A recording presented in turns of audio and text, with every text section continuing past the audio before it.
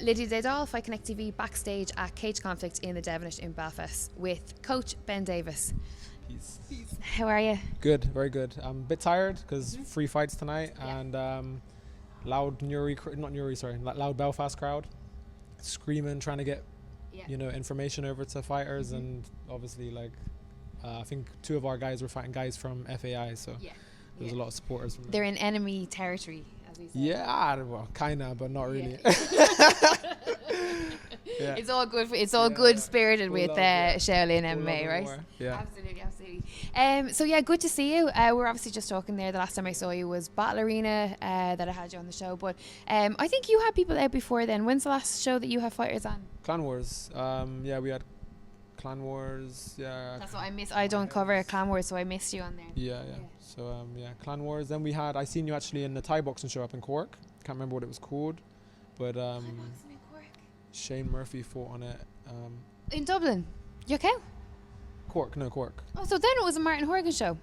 Yeah, I think so. Yeah. It was our first time doing Thai boxing. We've done a K1 before, but it was I just wanted to give the guys some more experience in striking, so we just kind of went into Thai boxing, and it was good. But that's a good quality in coach and also gym, that you're like, look, we're doing all disciplines here, so why not compete in it as well? Is that something that you're kind of, you're conscious about, and that you want to kind of push the guys in all disciplines? Yeah, I want the guys to just not be too. It's not all about winning. This is amateur, I want them, even at pro, me as a fighter, as a pro, I go into a fight thinking, I want to learn, I want to battle, I want to test my skills versus their skills. That's it. All a fight really is a controlling of yourself, your own energy, and then the energy of the crowd and your opponent. That's basically what it is, especially at the high level. It's it's a chess game. You're doing that attack. This is the defense to that attack. I'm going to make you everybody knows when you're at that high level, these moves. So then it just becomes about a matter of making them expend more energy than you. As you've seen there, really good fight there, Jakob versus Solomon. And fair play to Jakob for taking that fight against Solomon's a beast, man.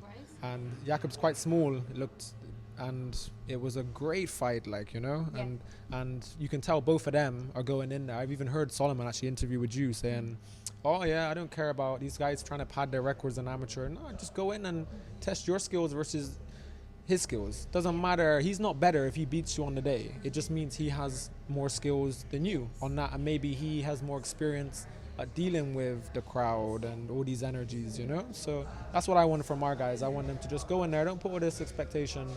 These amateur shows are very professional, and there's all with social media nowadays, they're all get so many likes, and that's probably going to be a problem in the future now with, depression and stuff, because so you get a massive high. I always say to them, meditate before the fight to silence your fear, and meditate after the fight to silence your ego, because you're going to get all them likes, and you're going to get all this massive dopamine release in your brain. And then suddenly, a week later or so, it kind of dies down, Just see this, one of our lads that today lost, he's an amazing athlete. He's actually similar. He's a Nigerian guy, so he's a good athlete, similar to Solomon. And he fought a guy, with more experience than him. The guy had 2 fights, and he's training a lot longer than him. And he had a war with the guy, and he's put so much, he's so down after the fight. And but the crowd were booing him when he went in, but they were cheering him when he went out. His opponent was like, man, Jesus, you're flipping a beast, man, and just don't put so much pressure. Absolutely. You're not letting nobody down. Absolutely. You've got this incredible insight in fighting, and in terms of preparation and the kind of the combat, all encompassing. Do you find that you have that insight through being a fighter yourself, a professional fighter, or is it because you've done, I can tell already just from speaking to you that you've done inner work? Yeah. Do you know what I mean? And that you've that you're awake to kind of how your environment and how your mind works and different things. So is it a mix of being a fighter yourself, or is it because you actually take the time to look at yourself and look at your life and how we kind of proceed in whatever journey that we're on, I suppose? Yeah, I think we're all fighters. Renzo Gracie, one of he's a legend in MMA. He said about, I can't remember, there's a quote he did and saying about we come into this world fighting. We fight for our first breath. Everything. This is a duality. That's what yin yang is. Yeah. It's karma. Oh, It's I never knew there was the yin yeah, yang and the logo. yeah. Amazing. So like my experience is from experience, from life. You know, I had hardship. Everybody has hardships, and everybody takes things differently. I'm not saying my life is more hard than other people's, but I had hardship in my life, and fighting was always a thing that I was afraid of. But you're forced into it, you know. And then I'm like mixed race, so I have like a mixture of English, Irish, and Jamaican, and probably other stuff in there. So I grew up half in England, and more in Ireland actually. But so I grew up in Northern Ireland in Enniskillen, so I had hardships there that made me tougher.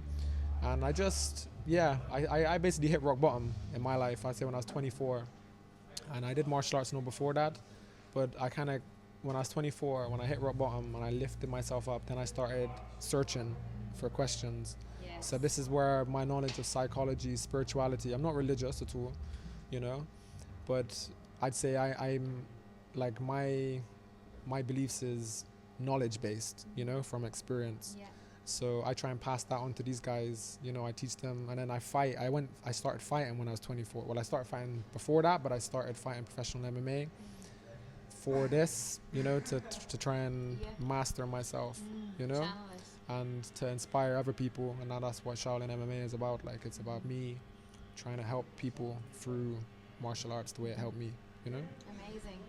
Well, you've done such an incredible job over the last couple of years, and at a slow but steady pace. You know, you've done it the right way in terms of it hasn't been just this big explosion. Right, everyone get out and fight. You've you know, you can tell that you're the guys that you have in there competing. They're not just being thrown in there. There's a plan in place for all of them, right? I know that recently, unfortunately, terrible news. Your gym burnt down. Absolutely, it was your student Pat Divley who I had on my podcast, and he had said to me, I didn't know. He came into the podcast and told me. I was like, what? So how is everything? You know, do we have a new gym? What's going on for you guys? Literally, that is like my worst fear. If anything happened, my gym is such, you know, a sanctuary for so many people, including your students. So what is going to happen now in the future? So we're looking for a new gym, you know.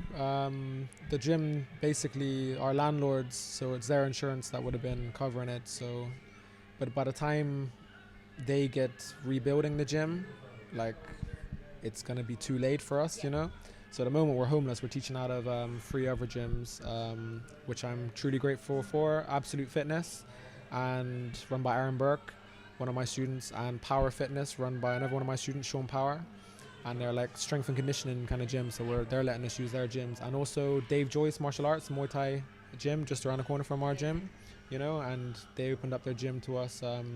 Point Blank Submissions also offered, you know, us to come and train with them. So like, thank you to them, Tim Murphy, you know. And but yeah, so we're homeless at the moment. But one thing, as we were standing watching Shaolin burn, and literally like I was trying to fight the fire myself, and Poor Cannon pulled me out of her saying, Ben, just get out, you know. So one thing, when I was standing there looking at the place burn, I was just literally like, man, this is our temple, it's gone, you know. And I was like, with all the stress, literally I make €100 a week. That's what I pull out of my wage. And whenever things ain't going good, that wage is gone. Then luckily Indra Davis, my wife, she's got a good job. And whenever, you know, is a bad month, she'll literally cover it from her job. Like, so I was, after all the stress that we go through, I'm literally like thinking, I could just walk away now, like, and just go back training myself. I'm 34. I still want to fight. Like, I was supposed to fight this year, had injuries. So I was kind of like, you know, them thoughts in your head, I could just go back, fight, you know, just get into my own. But that's selfish, you know, and I'm not doing this for me. Like, and so then I looked around me and I literally just seen my students crying, you know, and then I realized, you know, well, I got brought back to what I did, why I started Shaolin MMA, why I started fighting in the first place. And it was like, you know, this world, as I say, yin yang, reverberates what you put out, you know, and there's a lot of negative stuff in the media and in the world, and people are, when people are negative to you, you know, you're negative back, and that's what's wrong with the world. So Shaolin is about positivity, and how we are all affected by you see a baby crying, you can't walk past a bit. They say, like, if it was a baby in the woods and you was crying, there was no mom around or something like that, you couldn't walk past it, you know. And that's the same. We're affected by these energies. Animals are affected by these energies, you know. So like martial arts, fighting is about mastering these energies. You know, when somebody's aggressive, you know, mouthing off at you, trying to act, you know, cocky, a bully, you know, a martial artist should be calm, absorbing that energy and just breathing it out, you know. And that's, you know, that's what I'm teaching people in Shaolin, and that's why we're gonna build better and bigger, you know. And that energy is passed on. As I say, my students carried me. Whenever I was there sitting, I was like, oh my God, you know.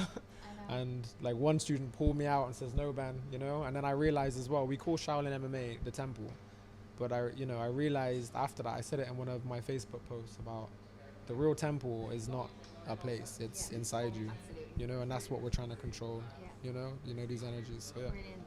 What a fantastic insight, Ben. A great interview. Thank you very much. I really appreciate that. And I hope that it's not too long before you get a new gym and get back on your feet, because obviously, you know, it's so important to everyone. I know how affected everyone must be from it. But continued success on the journey, and no doubt we'll see you again soon. Yeah. Thank you. Thank you. Good interview. Good interview. Ben Davis for MMA Connect TV, for Fight Connect TV. Yeah.